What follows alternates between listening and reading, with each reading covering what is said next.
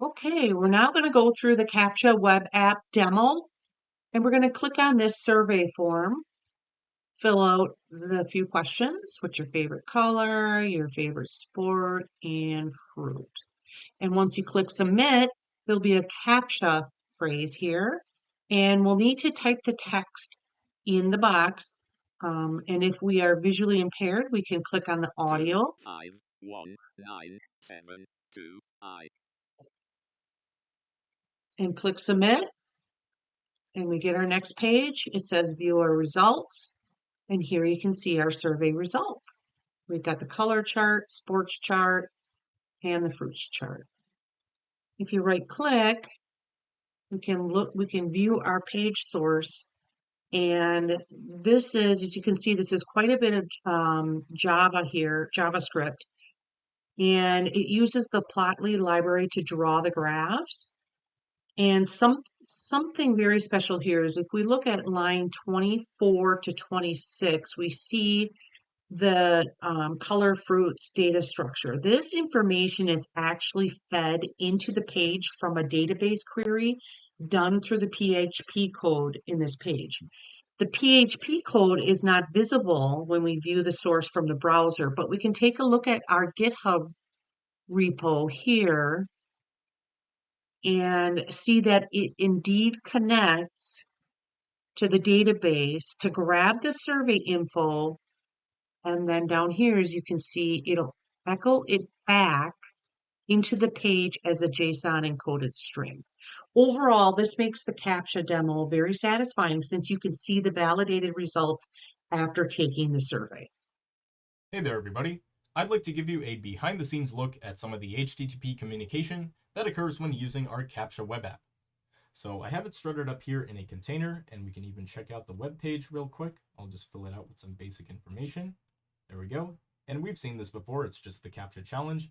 But what I want to point out is actually what's here in the address bar.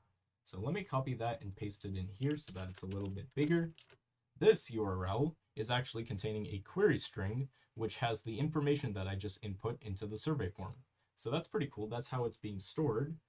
It's good to know about that. And I'm going to save this into a variable for later, because what we're going to do is use curl to interface with the Captcha instead of the browser.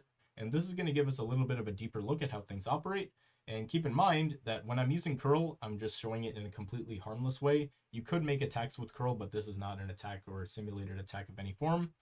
And yeah, what I can do now is actually I'll copy in this curl command that I've prepared, and it's going to make out a GET request to our URL, and it's going to most importantly dump the response headers to standard out, just like so. And I'm going to head the output so that we don't have to look at too much. So I'll run this, and voila, we have the response headers, and very importantly, we have the set cookie response header. And this is going to allow us to identify ourselves when we try to validate who we are when we're giving our answer to the Captcha.